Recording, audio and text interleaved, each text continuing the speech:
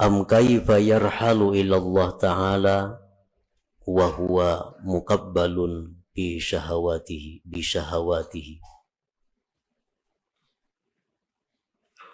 Am kaifa yarhalu ila Allah wa huwa mukabbalun bi syahawatihi. Yang artinya, atau bagaimanakah hati seseorang itu bisa berangkat kepada Allah Ta'ala, sedangkan hati itu diikat, dililit dengan syahwat-syahwatnya. Bagaimanakah hati itu bisa berangkat kepada Allah, sedangkan dia diikat, dipasung dengan syahwat-syahwatnya. Maksudnya adalah la yataraqqa qalbun min alamis syakki ila alamil yakin wa huwa mutaqayyadun bis syahawat. Tidaklah mungkin, tidaklah naik hati seseorang dari alam keraguan-raguan kepada alam yakin, sedangkan hati itu terkait pada keinginan-keinginan nafsunya. Nah, para muhibbin rahimakumullah, sebagian manusia ada yang hatinya itu masih berada di alam syak, alam keraguan-raguan. Dan hati yang berada di alam ragu-ragu itu tidak akan bisa naik kepada alam yakin kalau hati tersebut masih terikat, terkait dengan keinginan-keinginan nafsunya. Para muhibbin rahimakumullah, kita meyakini dengan seyakin-yakinnya dalam pengakuan kita bahwa kita ini akan mati. Itu pengakuan kita. Tetapi pada kenyataannya tingkah laku kita, akhlak perbuatan kita, seolah-olah kita ini ragu-ragu dengan kematian itu. Kita mengaku bahwa kita yakin bahwa di kubur itu ada azab, ada nikmat. Dan kita yakin dalam pengakuan kita bahwa kita satu saat akan masuk ke alam kubur itu. Tetapi pada kenyataannya dalam tingkah laku kita sehari-hari, seolah-olah kita tidak percaya kita akan masuk ke alam kubur itu. Hal ini dapat kita lihat dengan kesibukan-kesibukan kita yang sifatnya dunia. Dengan pikiran-pikiran kita yang selalu terfokus untuk dunia. Itu satu bukti bahwa kita ini belum yakin akan kematian kita. Walaupun andai kata kita ditanya, kita pasti menjawab mati itu yakin. Tetapi tingkah laku kita bertentangan dengan pengakuan itu. Banyak di antara kita yang mengejar dunia tidak cukup waktu. Banyak di antara kita yang memikirkan dunia tidak cukup kepala. Arti kada cukup kepala itu napa? Seorang kada sanggup mencari pembantu-pembantu, asisten-asisten, menunjukkan kepala seorang kada cukup lagi memikirkan itu. Sabigi kepala kada cukup, ulah seekong asisten, kada cukup lagi, ulah seekong pembantu lagi. Nah, yang dipikirkan apa? Semuaan adalah urusan-urusan keduniaan. Nah, padahal ini mengaku dia yakin akan mati. Yakin, tetapi tingkah lakunya tersebut menunjukkan bahwa dia itu ragu-ragu. Nah, ini yang dimaksud dengan bahwa tidak bisa naik hati daripada alam ragu-ragu kepada alam yakin kalau hati itu masih terikat dengan keinginan-keinginan nafsunya, dengan keinginan-keinginan syahwatnya. Nah, para muhibbin rahimakumullah, yanqasimul yakin ila arba'ati aqsam. Yakin itu ada 4 macam.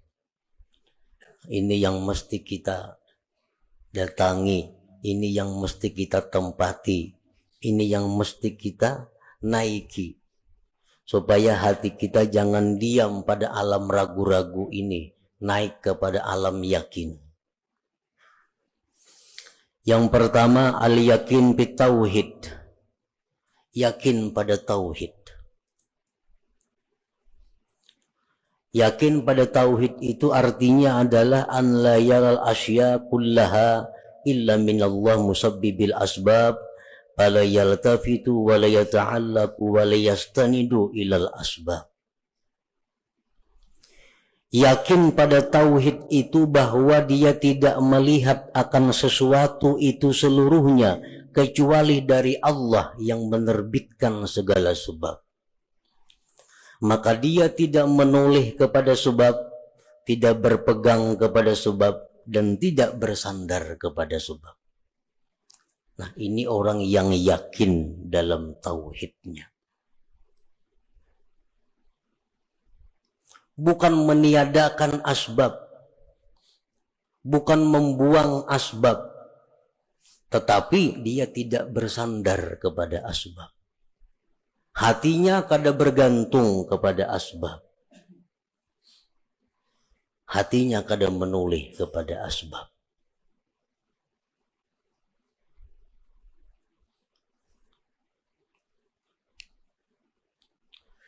Para muhibbin rahimakumullah, Anas bin Malik, salah seorang khadam Rasulullah sallallahu alaihi wasallam.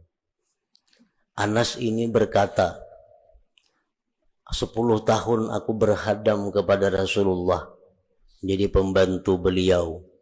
Beliau tidak pernah menyalahkan aku.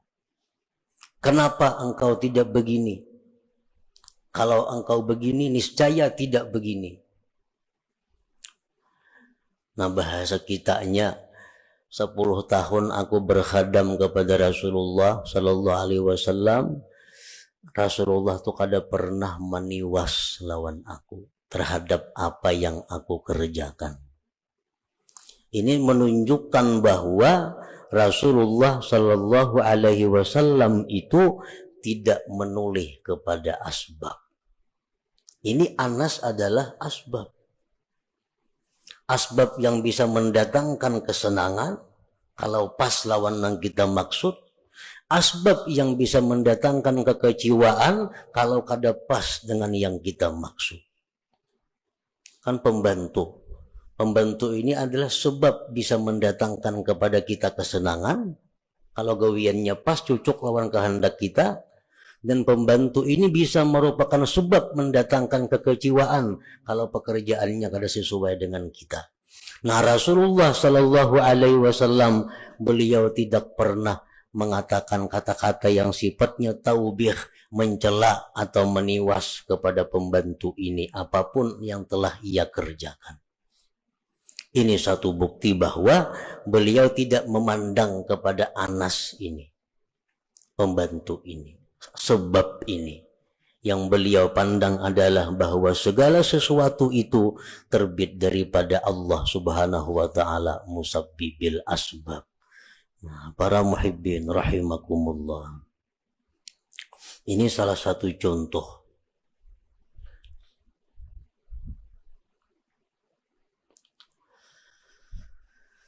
Nah, jadi yakin yang pertama adalah yakin pada tauhid. Yakin dalam tauhid itu adalah melihat sesuatu itu merupakan ciptaan daripada Allah sebagai musabbibil asbab. maka dia tidak menoleh lagi, tidak bergantung lagi, tidak bersandar lagi kepada sebab ini. Nah, apabila kita bisa menerapkan yakin bitauhid ini dalam diri kita, maka kita kada akan ada sifat dendam. Ada sifat dendam. Dendam itu orang yang habis-habisan memandang kepada makhluk, lupa kepada Allah, lalu ada dendam. Nah, kalau kita bisa meyakinkan, menerapkan yakin tauhid ini, kita tidak akan ada perasaan dengki kepada seseorang. Kenapa ada dengki? Karena memandang kepada makhluk, lupa kepada Allah. Kalau kita bisa menerapkan yakin bitauhid ini, kita akan bersih daripada sifat ujub. Karena ujub itu melihat kebaikan dari diri sendiri, lupa kepada Allah. Nah, jadi sifat menyalahkan orang lain, sifat dendam, sifat dengki, sifat ujub, itu akan selalu bersarang dalam hati kita selama kita masih berada di alam syak, di alam keraguan-raguan ini. Dan kita kadang akan bisa pindah kepada alam yakin selama kita masih dipasung oleh syahwat kita. Selama kita dipasung oleh keinginan-keinginan untuk mencari kenikmatan-kenikmatan duniawi artinya. Itu yang pertama. Yang kedua, al-yakin bidhamanillah. Yakin dengan jaminan Allah.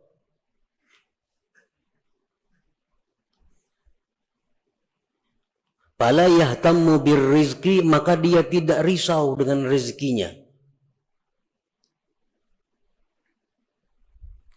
Lianna ma qaddara lahu yasilu ilaihi wa idza ma la fala fayujmilu fi talabihi, karena dia yakin bahwa yang ditakdirkan baginya itu pasti sampai kepadanya, dan yang tidak ditakdirkan tidak akan sampai kepadanya, maka dia baik elok pada mencari rezeki itu.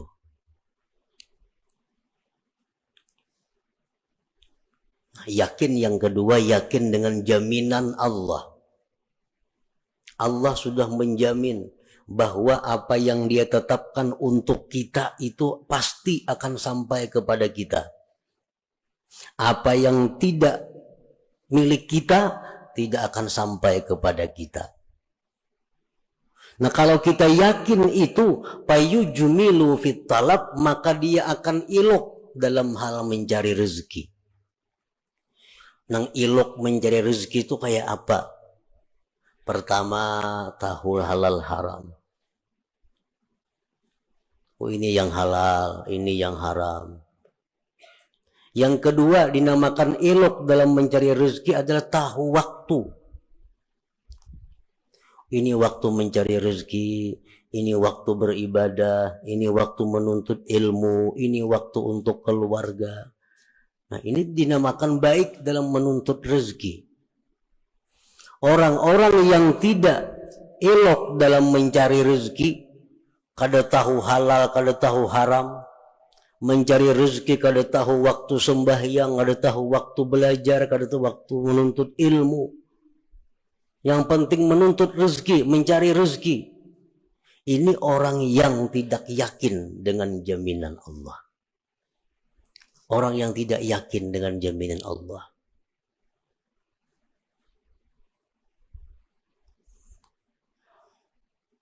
Kalau orang yakin dengan jaminan Allah, dia pasti elok mencari rezeki. Pasti bagus mencari rezeki itu, artinya beradab.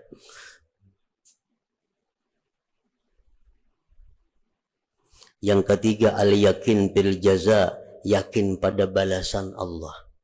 Bi anna ma ya'malu mithqala dzarratin min khairin aw syarrin fasayarah fayajtahidu fit ta'ah. Yakin pada balasan. Dengan bahwa yang ia kerjakan seberat biji sesawi dari kebaikan atau kejahatan, maka dia akan lihat balasannya. Maka dia bersungguh-sungguh dalam taat.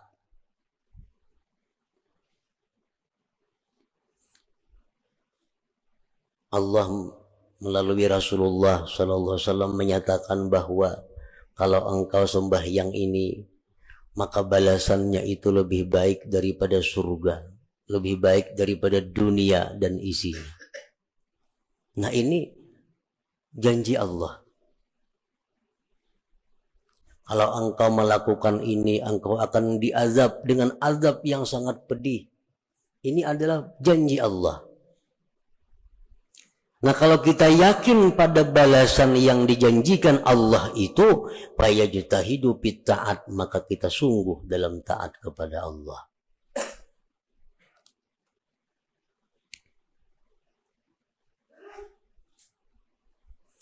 Kenapa kita kadang melaksanakan perintah Allah padahal Allah sudah menjanjikan surga? Kenapa kita masih melanggar hukum Allah padahal Allah sudah menjanjikan neraka? Kalau engkau berzina, neraka ini. Kalau engkau riba, neraka ini. Kalau engkau zalim, neraka ini. Tapi kenapa masih dilakukan? Karena kita masih berada di alam syak, di alam ragu-ragu tadi. Belum yakin tentang apa yang dijanjikan Allah itu. Walaupun andai kata ditanya, pasti Bapak dah yakin. Tapi kenyataannya, praktiknya belum yakin. Nah, yang keempat, al-yakin bi anna Allah mutali'un alaih, yakin bahwa Allah mengawasi atasnya. Yakin bahwa Allah selalu menilik atasnya. Fayata'addabu fi jami' ahwalih, maka dia beradab pada sekalian keadaannya. Baik di masjid, baik di rumah, baik di pasar, baik sendiri, baik orang banyak, selalu beradab. Kenapa? Karena dia yakin bi anna Allah muttali'un alaih, bahwa Allah itu selalu melihat dia. Nah, 4 macam yakin inilah yang kita akan tempati bila mana kita bisa terlepas oleh ikatan syahwat tadi. Ikatan keinginan-keinginan duniawi kita. Nah, artinya adalah bahwa selama kita berada di alam syak, di alam ragu-ragu, di alam yang mana kita sibuk meluluskan kehendak nafsu kita kada akan bisa yakin bit tauhid. Kita kada akan bisa yakin dengan jaminan Allah. Kita kada akan bisa yakin pada balasan Allah. Kita kada akan yakin bahwa Allah selalu mengawasi kita. Kada kawa yakin. Nah, itulah kurang lebihnya yang dimaksud dengan perkataan Imam Ahmad ibnu Athaillah tadi. Am kaifa yarhalu ilallah ta'ala wa huwa muqabbalun bi syahawatihi. Artinya selama kita masih memikirkan terus-menerus urusan kenikmatan dunia, kelezatan duniawi, itu aja yang kita pikirkan sehari-hari ini, maka kita akan ketinggalan di alam keraguan-raguan. Kita kada akan bisa naik ke alam yakin. Para muhibbin rahimakumullah. Al-Faslu Tsani minha, pasal yang kedua daripada hikmah yang ke-13. Am kaifa yatma'u ay yadkhula hadratallah wa huwa lam yatatahhar min janabati ghafalati. Atau bagaimanakah ingin itu hati? Bagaimanakah ingin itu hati masuk ke hadirat Allah, sedangkan hati itu belum suci dari junub kelingahannya, kelalaiannya. Nah, artinya adalah la yumkinu qalbun ayyushahidallah walau adna musyahadah wa huwa yatalawwathu bil qazurat kahubbid dunya. Tidak mungkin hati kita itu bisa musyahadah kepada Allah, walaupun musyahadah yang paling rendah. Kada akan mungkin selama hati kita itu masih bercelumur dengan kotoran-kotoran seperti mencintai dunia ini. Sekurang-kurang musyahadah itu adalah musyahadah fi'lullah. Itu sekurang-kurang musyahadah. Artinya apa? Dia menyaksikan dengan mata hati bahwa yang ada ini merupakan perbuatan Allah. Itu musyahadah yang paling rendah. Itu pun kada akan bisa kita rasakan selama hati kita masih bercelumur dengan dosa, dengan berbagai macam kotoran-kotoran maksiat.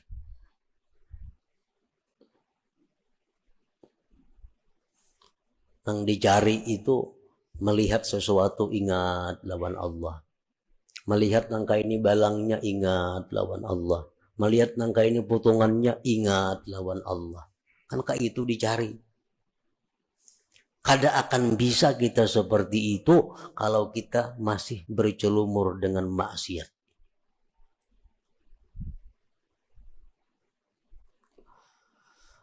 Fakama yumna'ul junub ayyadkhulal masjid fakadzalika yumna'u qalbun mutalawisun bizzunub ayyadkhula hadratullah ta'ala. Sebagaimana dilarang orang yang junub itu masuk masjid, demikian pula dilarang hati yang kotor, yang bercelumur dosa masuk ke hadirat Allah Subhanahu wa ta'ala. Padahal sudah aja belajar kitab ini tamat, kitab tasawuf ini tamat, kitab tasawuf bermacam-macam kitab tasawuf sudah tamat dipelajari. Tapi pada kenyataannya kada kawa mempraktikkan. Bila melihat sesuatu itu ingat lawan nama ulah. Melihat apa ingat lawan nama ulah. Melihat apa ingat lawan nama ulah. Kada kawa mempraktikkan itu. Kenapa? Sebabnya karena hati kita dilarang masuk ke area itu. Hati kita belum bersih untuk bisa masuk ke sana. Sebagaimana orang haid, orang junub kada boleh masuk masjid, maka hati-hati yang kotor pun kada akan bisa masuk ke hadirat Allah Subhanahu wa ta'ala. Nah, hati yang berada di hadirat Allah itulah hati yang selalu ingat kepada Allah.